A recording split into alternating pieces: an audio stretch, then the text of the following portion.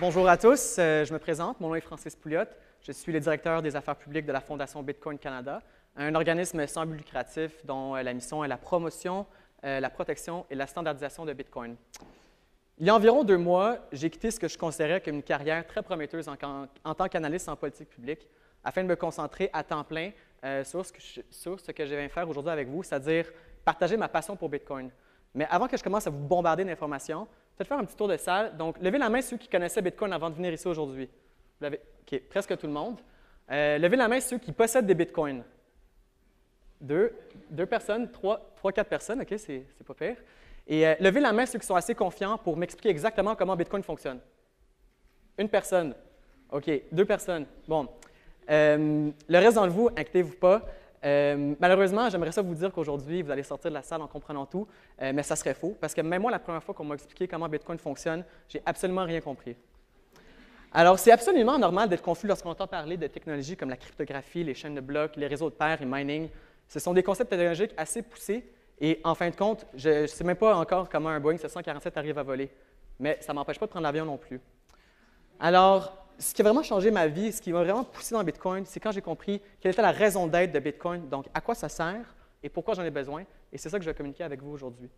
Quand je repense à ce jour, je ne peux pas m'empêcher de penser à cette citation de Henry Ford qui a dit « C'est une bonne chose que le peuple ne comprenne pas le système monétaire et le système bancaire, parce que s'il le comprenait, il y aurait une révolution avant demain matin. » La raison pour laquelle Bitcoin est souvent qualifié de révolution, c'est parce que cette technologie nous permet pour la première fois de concevoir un système monétaire et un système bancaire complètement indépendant et complètement différent de ceux dans lesquels on évolue aujourd'hui.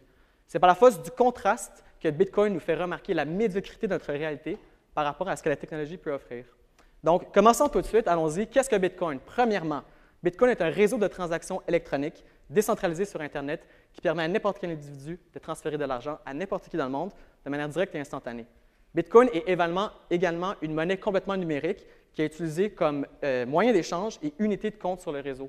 Ces 2 attributs de Bitcoin font en sorte que ce soit à la fois une alternative au système bancaire traditionnel que l'on connaît à travers les banques, les cartes de crédit, les processeurs de paiement comme PayPal, et à la fois le système monétaire qui est apparu au 20e siècle, c'est-à-dire les devises nationales qui sont créées et contrôlées par des banques centrales sous les commandes d'un gouvernement. La plus grande différence entre ces systèmes et Bitcoin, c'est que ces systèmes sont complètement centralisés alors que Bitcoin est complètement décentralisé. Aucun gouvernement, aucune banque centrale, aucune institution financière ou aucun groupe, quel qu'il soit, n'a de contrôle ni sur le réseau, ni sur la gestion de la monnaie.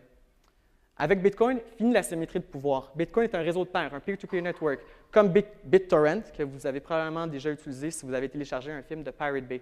Dans ce genre de réseau, tous les utilisateurs sont à la fois consommateurs et fournisseurs de ressources. Avec Bitcoin, aucune permission gouvernementale, aucune information personnelle, aucune documentation et aucun capital minimum n'est requis, ce qui en fait le système financier le moins discriminatoire sur la planète. Bitcoin octroie à ses utilisateurs un droit de propriété irréversible et indéniable sur leur argent, ainsi que la capacité de transiger avec d'autres personnes sans aucune autorisation externe, selon leurs propres termes, ce qu'on appelle communément la liberté de transaction. C'est beau tout ça, mais ça ne nous explique pas à quoi ça sert. Donc, afin de comprendre, on va faire un petit exercice de visualisation. Si je vous demande de réfléchir au concept abstrait qu'est la monnaie, quelle est la première chose qui vous vient en tête? Pardon? L'échange? Ben, quand on parle de monnaie, moi, je pense à quelque chose comme ça. Dépendamment du pays d'où vous venez, on pense toujours automatiquement aux billets de banque. Effectivement, on accepte de se faire payer avec ces bouts de papier, parce qu'avec ces bouts de papier, on peut se procurer les biens et les services que l'on désire. Et si les marchands acceptent également ces bouts de papier, c'est parce qu'eux aussi veulent se procurer les biens et les services qu'ils désirent. Après tout, c'est ça le fonctionnement de la monnaie, non? Toutes ces monnaies ont les mêmes caractéristiques communes. La seule vraie grande différence, c'est le visage qui est imprimé dessus. C'est pour cette raison que ces monnaies sont considérées comme une entité propre et distincte qu'on appelle les monnaies fiduciaires. Elles sont très différentes des monnaies qui ont été utilisées par le passé par nos ancêtres, comme l'or et l'argent. Elles sont également très différentes de celles qui seront utilisées dans le futur, comme Bitcoin, par un seul élément. Les monnaies fiduciaires n'ont aucune valeur intrinsèque autre que leur utilité en tant que médium d'échange. Mais pourtant, les dollars sont clairement perçus comme étant de la valeur, puisqu'on voit toujours dans les films des bandits qui essaient de voler dans les banques au péril de leur vie. Alors, si c'est le cas, d'où vient la valeur des monnaies fiduciaires?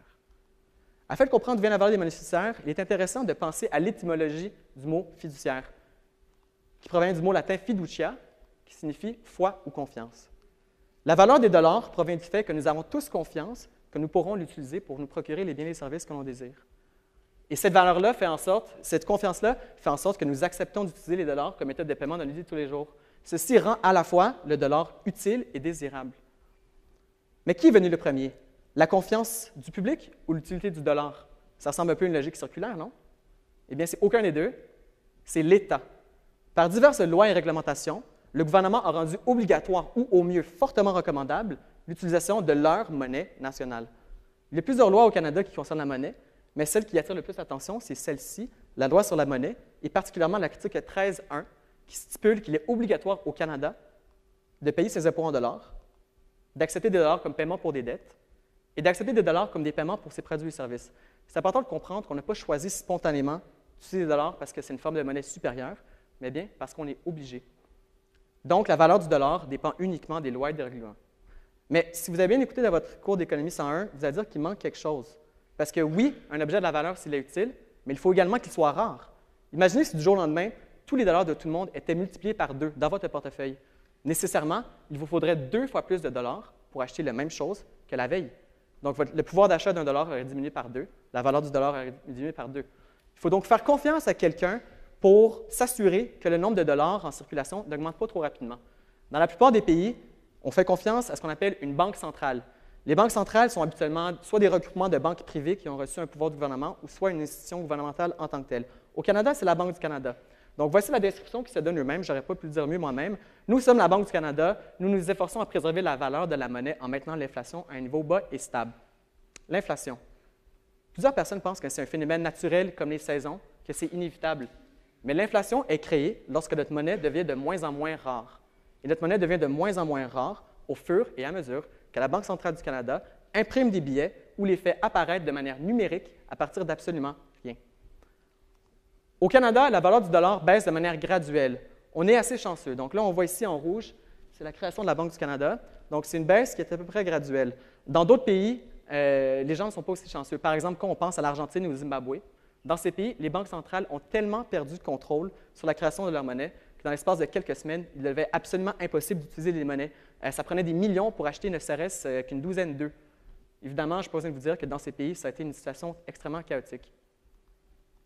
Nos voisins du Sud, les États-Unis, ont également de la difficulté à se contrôler en termes de création de la monnaie. Donc ici, on voit le nombre de dollars en circulation avec une grosse remontée qui commence en 2008. Mais si c'est si mauvais que ça d'imprimer de la monnaie, que ça crée de l'inflation, pourquoi est-ce que les banques centrales le font? Bien, dans la plupart des pays, les banques centrales sont liées à la politique monétaire de leur gouvernement. Les gouvernements, donc, demandent aux banques centrales d'imprimer de l'argent parce que ceci leur permet facilement de financer leurs dettes sans devoir lever des impôts et sans devoir couper des services. C'est assez pratique pour un gouvernement. Grâce à ceci, les gouvernements peuvent financer toutes sortes de projets qu'ils ne pourraient pas autrement. Par exemple, et principalement, des guerres qui sont très coûteuses, des plans de relance économique, et comme on le voit très clairement sur ce graphique, des plans de sauvetage de grandes banques, principalement Wall Street, qu'on appelle communément des bailouts. Donc, ces monnaies que les gouvernements dévaluent selon leur bon désir, c'est la monnaie avec laquelle vous avez investi vos épargnes, et c'est la monnaie avec laquelle vous comptez vous loger et vous nourrir dans un avenir immédiat. Il faut donc avoir confiance que le gouvernement n'a pas nécessairement sa réélection immédiate comme intérêt, mais bien les intérêts à long terme de chacun de ses citoyens et des générations futures, au moins ce qui a trait à la création de la monnaie. C'est assez problématique lorsqu'on apprend que seulement 14 % de la population mondiale accorde une grande confiance à son gouvernement. Comment utilise-t-on nos dollars? Puisque la valeur d'un dollar, si vous la laissez sous votre matelas ou dans un coffre-fort, va s'évaporer comme un raisin au soleil, il est indispensable d'avoir recours à une institution financière traditionnelle pour préserver la valeur de son argent, que ce soit une banque ou par des investissements. Il est incontournable d'avoir recours à une institution financière pour pouvoir posséder et utiliser de l'argent.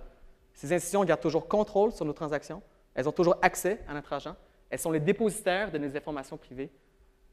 Tout ça, ça veut dire que ces institutions ont un pouvoir absolument démesuré sur nos vies. Et le pire là-dedans, c'est que nous sommes leurs clients. Nous les payons pour tous ces services. Plusieurs personnes, depuis très longtemps, pensent qu'il n'y a aucune alternative. Mais aujourd'hui, il est maintenant possible de commencer à penser à un plan B. Et ce plan B, c'est Bitcoin. Le futur de la monnaie commence en 2008, alors que Satoshi Nakamoto publie le Bitcoin White Paper intitulé Bitcoin, a Peer-to-Peer Electronic Cash System. C'est le document conceptuel et technique dans lequel Satoshi Nakamoto explique pour la première fois l'idée et le concept de Bitcoin, mais également explique comment le faire fonctionner. Donc, je ne sais pas si vous savez, mais à peu près 11% des dollars américains sont sous forme physique. Le reste est complètement numérique. Nous avons donc déjà des monnaies complètement numériques. Alors, quelle est l'innovation de Bitcoin? Eh bien, il y a un problème avec les monnaies numériques qu'on appelle le problème du double spending. Comme vous le savez tous, probablement, il est très facile de copier n'importe quel type de données qu'on trouve sur Internet. Avec une monnaie numérique, ça devient assez problématique parce que si on peut copier une monnaie, ça veut dire qu'on peut la dépenser 2 fois, d'où le terme double spending, ou plusieurs fois. Et évidemment, personne n'utiliserait ou ne ferait confiance à une telle sorte de monnaie. La solution qu'on utilise aujourd'hui utilise un système qu'on appelle un réseau client-serveur, c'est-à-dire qu'on va confier la validation, la gestion, tout le contrôle de toutes les transactions dans une certaine monnaie à une entité centralisée qui, elle, va pouvoir garantir à tout le monde que l'argent, effectivement, n'a été dépensé qu'une seule fois. Le problème avec ceci, c'est que tout le contrôle du système monétaire et financier repose dans la main de quelques personnes qui font cette validation, comme c'est le cas aujourd'hui. Alors, l'innovation de Satoshi Nakamoto aurait été de résoudre ce problème avec un système qui s'appelle un réseau peer-to-peer. Dans un réseau peer-to-peer, comme je l'ai expliqué, tous les utilisateurs sont à la fois consommateurs et producteurs de ressources. Donc, le système que Satoshi Nakamoto a inventé, c'est que lorsqu'une transaction Bitcoin est effectuée, elle est publiée sur un réseau et visible à tout le monde. Donc, ici, on voit en temps réel le réseau. Donc, ce que vous voyez apparaître, ce sont toutes des transactions qui sont en train de se faire confirmer et enregistrer dans le registre de toutes les transactions. Ce registre de transactions, les données qui sont à l'intérieur, est hébergé de manière distribuée sur les ordinateurs de tous les participants au réseau. C'est comme ça qu'on sait à qui appartiennent les bitcoins. Donc, tout le monde sait un bitcoin a été dépensé à tel moment, toute dépense subséquente est invalide. La grande différence entre bitcoin en termes de monnaie et des dollars, c'est que l'émission des bitcoins est faite de manière mathématiquement prévisible, qui suit plus ou moins, comme vous voyez en orange, une courbe logarithmique. Le nombre de bitcoins est mathématiquement limité à 21 millions, ce qui veut dire que personne ne peut manipuler le nombre de bitcoins pour son intérêt personnel. Ceci veut également dire que le pouvoir d'achat d'un bitcoin est toujours destiné à augmenter sur le long terme, ce qui fait en sorte que ce soit une alternative très attrayante aux monnaies hyperinflationnistes. Donc, levez la main ceux qui ont déjà fait un achat par carte de crédit. J'imagine presque tout le monde. Est-ce que vous savez par combien d'étapes cet achat est passé? Et est-ce que vous savez entre combien de mains votre argent est passé?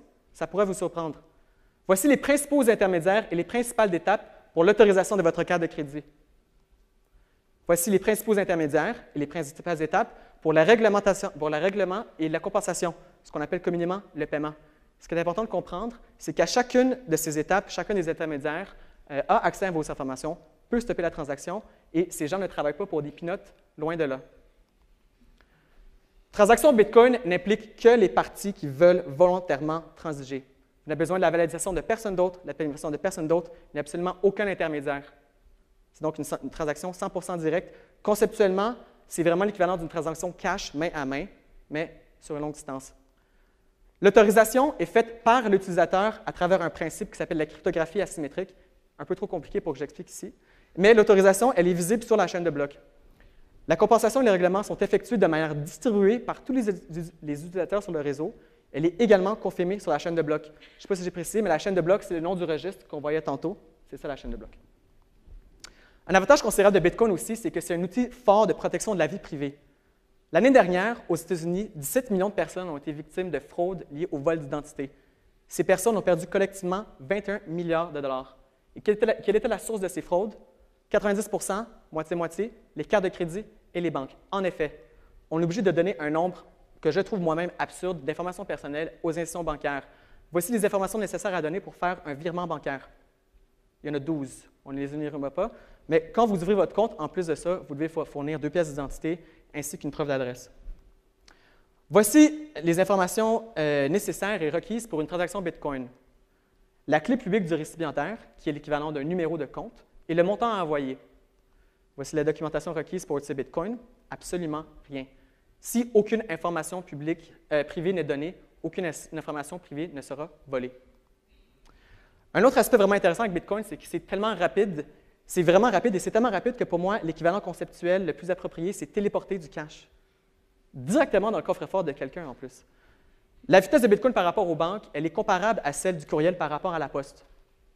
Une transaction Bitcoin prend à peu près 1 seconde, 2 secondes avant d'être envoyée. Elle est confirmée en à peu près 10 minutes. Un virement bancaire international prend 48 heures de jeu ouvrable au minimum et peut prendre plusieurs semaines. Bitcoin est une monnaie sans frontières et Bitcoin, moi, je pense que c'est vraiment l'essence même de la mondialisation. Les frontières nationales, la distance physique n'ont absolument aucune importance dans le système Bitcoin, un peu comme avec le courriel. Finalement, le royaume de Bitcoin, c'est simplement l'Internet. En plus de devoir payer des frais bancaires pour avoir accès à notre argent et en plus de payer les frais de la diminution de notre pouvoir d'achat, le système des dollars et des instituts bancaires nous coûte très cher. Voici le coût d'un virement bancaire à partir du Canada pour les 10 pays qui reçoivent le plus de virements à partir du Canada. Comme vous voyez, c'est très élevé. C'est exprimé en pourcentage de transaction pour une transaction moyenne de 200 $. Ça va entre 13 et 8 %. Ceci est particulièrement néfaste pour les immigrants qui sont venus travailler au Canada et qui comptent renvoyer de l'argent à leur famille dans leur pays d'origine. Puisque Bitcoin, toutes les tâches sont faites de façon distribuée et qu'il n'y a aucun intermédiaire, ça coûte absolument ou presque rien. En fait, utiliser et faire une transaction avec Bitcoin est 100% gratuit. La seule façon de payer pour utiliser Bitcoin, c'est si on veut rajouter un frais volontaire supplémentaire à une transaction afin que cette transaction soit confirmée plus rapidement. Le frais moyen pour une telle transaction est de 0,0001 Bitcoin ou actuellement 5 sous. Un des buts avoués des promoteurs comme moi de Bitcoin, c'est de rendre accessibles les services financiers à un plus grand nombre de personnes. Actuellement, 2,5 milliards d'êtres humains n'ont aucun accès à des services bancaires et aucun accès à des services financiers. Ceci veut dire qu'ils sont incapables d'adéquatement conserver leur argent ni de la faire fructifier. Ces personnes sont donc incapables de sortir du cercle vicieux de la pauvreté sans accès à un service bancaire. Dans les pays en développement, 59 % des adultes n'ont aucun accès à des services bancaires et financiers. Pourquoi? Voici les 5 raisons principales. Pas de succursale physique, trop de documentation requise, coût élevé de frais de transaction, solde minimum, permission ou contrôles gouvernementaux. Vous l'avez compris, ce sont tous des obstacles qui n'existent simplement pas dans le système Bitcoin. Bitcoin, c'est en quelque sorte, les caractéristiques de Bitcoin en tant que monnaie, c'est en quelque sorte celles qu'on aurait choisies si on avait voulu créer une monnaie super-héros. Vraiment, la capacité de se faire téléporter, la capacité d'avoir aucun intermédiaire, c'est quelque chose qu'on n'a jamais vu. Mais Bitcoin, c'est plus qu'une simple monnaie. C'est l'innovation technologique la plus significative depuis l'invention de l'Internet. Bitcoin, c'est une communauté de personnes qui repoussent les limites de l'imaginable. Bitcoin, c'est une alternative à un système qu'on n'a pas choisi. Bitcoin, c'est un outil de libération. Merci.